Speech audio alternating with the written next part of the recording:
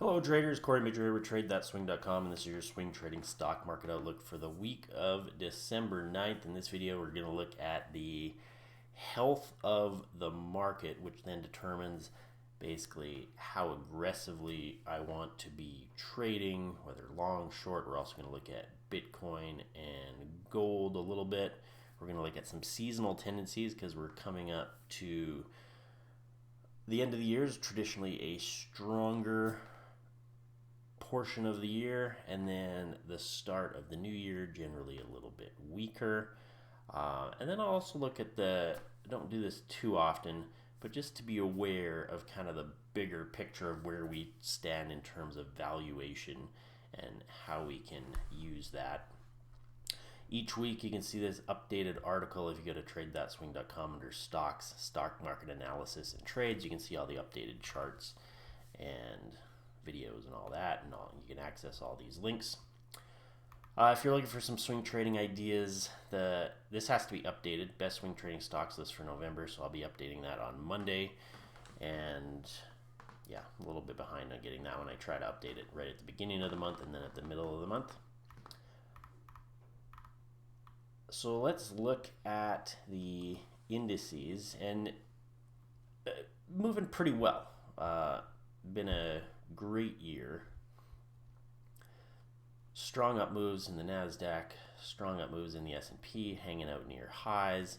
You can see the NYSE composite, which is our broadest measure of stocks. It includes all the stocks listed on the New York Stock Exchange, so a very wide array of stocks of different sizes, different industries, and it's just rolling over a touch, whereas these other ones have been strong, the S&P and the NASDAQ, so that you can kind of think of it as maybe some larger caps are kind of holding up these indices, while this one, which takes into account a whole bunch of other types of companies rolling over a bit, the Russell 2000 also kind of failing at that last high and turning a bit lower. So we're still an overall uptrend, still overall swing highs, higher swing lows, but we're seeing a little bit of discrepancy or divergence in some of these indices. The Canadian index very strong. Bitcoin struggling near 100K, and so yeah, I'm just leaving this one alone to see what it kind of does. If it breaks above and then holds above, and then we start pushing up, maybe I get long again. If we start rolling over, then maybe it's heading lower. But we've tried to break through this level a few times, and it's just kind of holding. So I'm just gonna wait and see what happens. Gold down here. This is the gold miner or the gold ETF. Big lower swing low. A bit of a bounce there, but dropped and looking a little bit weaker recently. The gold miners, same thing. Big lower swing low. That is not uptrending behavior, so definitely don't. I'm not interested in being long at this point. There's nothing setting up on the long side with that type of chart. Let's look at the market health indicators. This kind of looks under the hood. So the S&P, as we discussed, looks pretty good. Volume not important to me at this stage. I look more at that I look at volume generally after we've had a pullback, and I want to see higher volume on a pop coming out, these kind of follow through days. So not important to me right now. This is the rate of change, so basically a daily percentage movement of the S&P 500. Uptrends are categorized by this generally lower volatility, let's call it almost kind of complacent environment, and turns and downtrends are characterized by much bigger drops. So we start to see selling really come in during the day. We have big drops during the day, and or from day to day, and that's not the type of environment I want to be buying in. I prefer this, but we do have a yellow flag, which we'll discuss. So these indicators still good. This is still showing uptrending type behavior. The advanced decline line, which is advancing stocks minus declining stocks, is a cumulative number based on the NYSE, which we already discussed is rolling over just a touch. So we're getting a bit of a divergence there, where advancing stocks were moving up with the S&P 500, and now they no longer are. So we have, basically, you can think of that as fewer stocks are advancing than were before. And yeah, so a little bit of a bearish divergence. I have found that the market will usually end up following this unless it corrects very quickly. So you can see it's pretty minor right now. Like basically this indicator's dropped to, you know, these kind of other prior low points, which would, you know, be down here. So it's pretty minor, but if this were to start falling off more, or we do start to drop in the S&P and then we start to get some lower swing highs, lower swing lows, obviously that starts the downtrend. Obviously our other indicators would probably turn bearish then as well. So this is a cautionary sign, I would say. It's like if everything's ideal, we can be more aggressive, or I'll be more aggressive. If I start to see these kind of breaks a little bit in the market, things that aren't quite as good, then scale back, be a little more cautious, maybe use a trailing stop loss instead of, you know, going for a big target. Like, yeah, just deteriorating a little bit. This is up volume divided by total volume, nothing of interest here. It is in neutral territory. We're looking for extreme readings up here or down here to give us either kind of bearish, bullish type signals, and it's just in the middle, so nothing there. And you can see we're dropping a little bit on this, but we're still in favorable territory. 61% of S and I was thinking it was the other way. 61% of all stocks in the US are above their 50-day moving average, and 58% of stocks in the S&P 500 are above their 50-day moving average. A crude measure of stocks in uptrends, generally much easier to make money on the long side when more stocks are moving up than moving down. So this is still favorable, but we can see we are moving down a little bit, but that's still favorable. So let's look at one other thing, or a couple other things. So seasonally, we are going from a kind of stronger period with the up months being December, November, December, and then weaker months tend to be January, and well, at least January, sometimes February for the NYSE and the S&P 500. NASDAQ has a little bit of its own tendency, but so you can see here, NYSE comps at generally a pretty strong December, up 70% of the last 20 Decembers, up an average of 1.2%, and kind of a coin flip in January, coin flip in February, tend to have slightly lower prices. The S&P, similar, coin flip in January, tends to have a stronger December. So you might look at that and say, well, you know, on average, well, who cares if it's January is still a pretty flat month, so it's not going to hurt me. But as a swing trader, flat times can hurt you, right? Because you're buying, and if the stock just does this, then you have a tendency, you could quite possibly get stopped out, usually because you're going for a bigger reward to risk. A bigger reward than your risk, your stop loss is closer than your target. So if the price isn't really moving aggressively in an uptrend, then it's easier to get stopped out in choppier conditions. Choppy conditions is where a lot of people end up losing money, especially once they've learned how to kind of control their risk.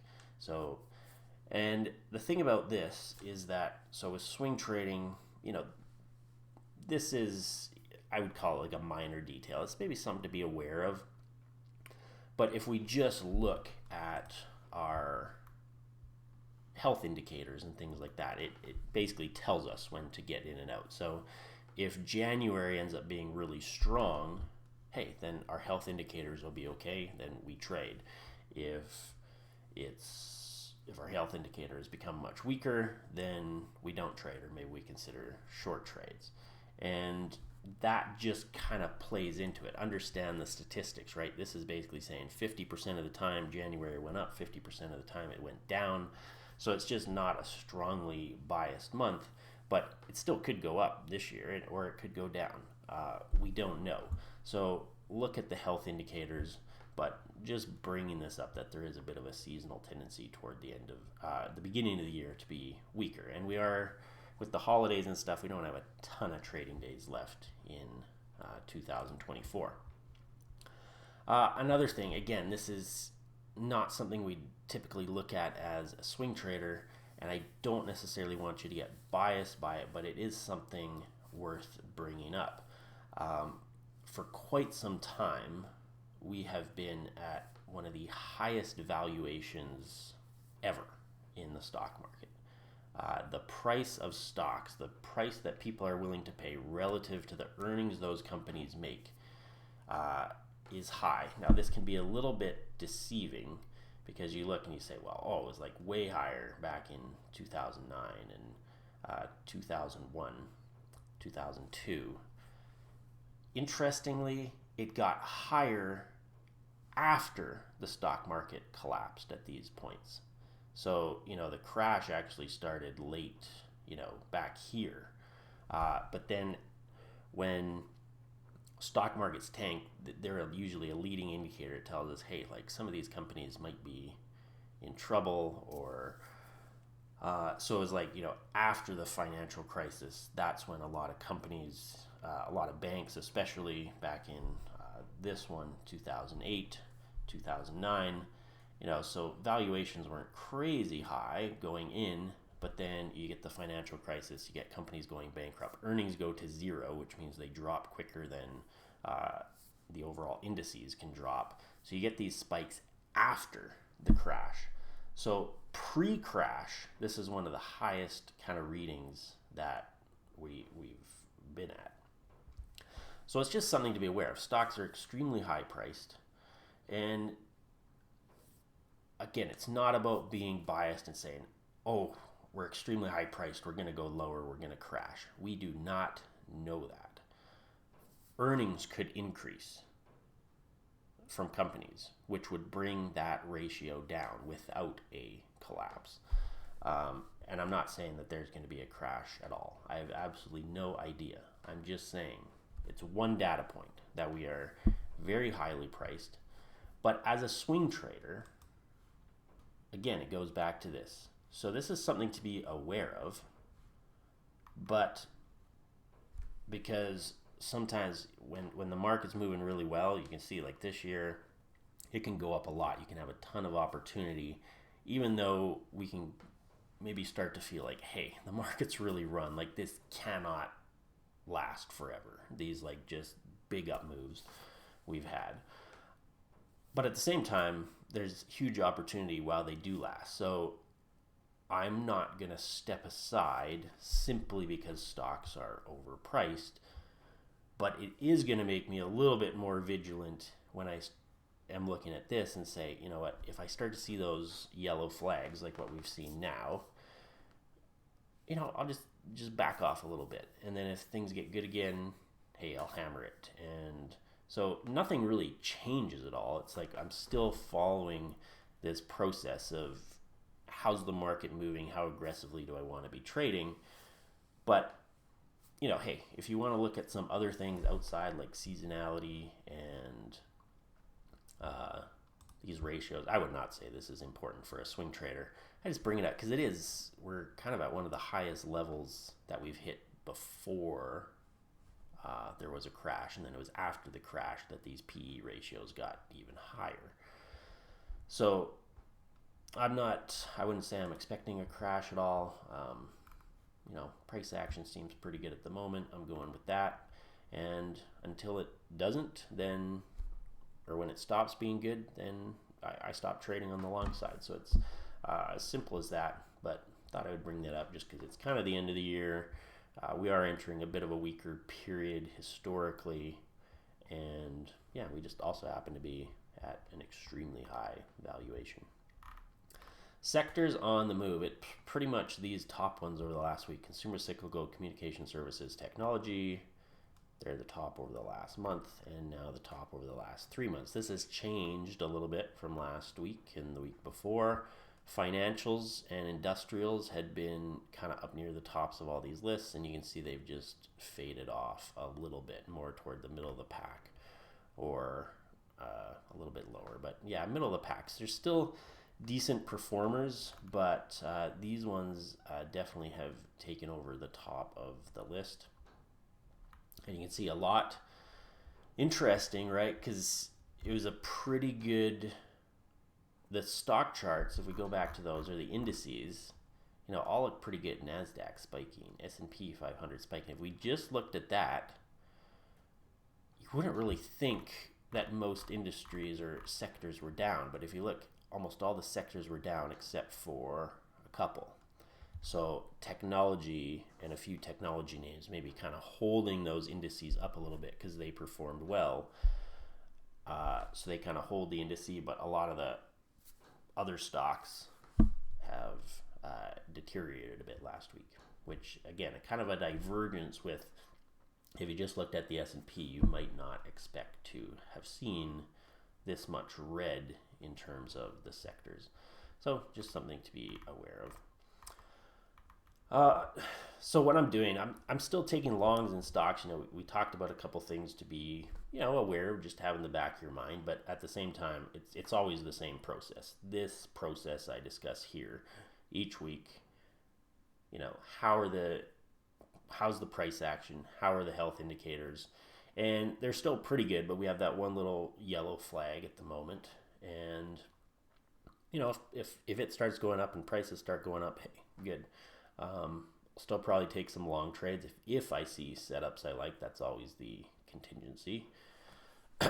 Sometimes market health is really good, but we don't see any setups that we like. And hey, that's just life. Nothing in gold right now, and nothing in Bitcoin. Gold just in a downtrend. Bitcoin kind of stalling out near what was my long-term price target. So I got out near the 100K mark, and I want to see how it goes from there. Basically, my own personal roadmap ended at 100K, and I want to see how it acts, and then I can start building a plan out for what my next trade is based on that and what patterns form. So I hope you have a great week out there. As I mentioned, we are getting closer to the end of the year, fewer trading days left. So hopefully, you know, we get some opportunities to take advantage. Otherwise, you know, maybe start taking a early Christmas if the weekend, or if the market starts rolling over a bit or flattening out, then I'll be less aggressive heading into the holidays. Either way, have a great week out there.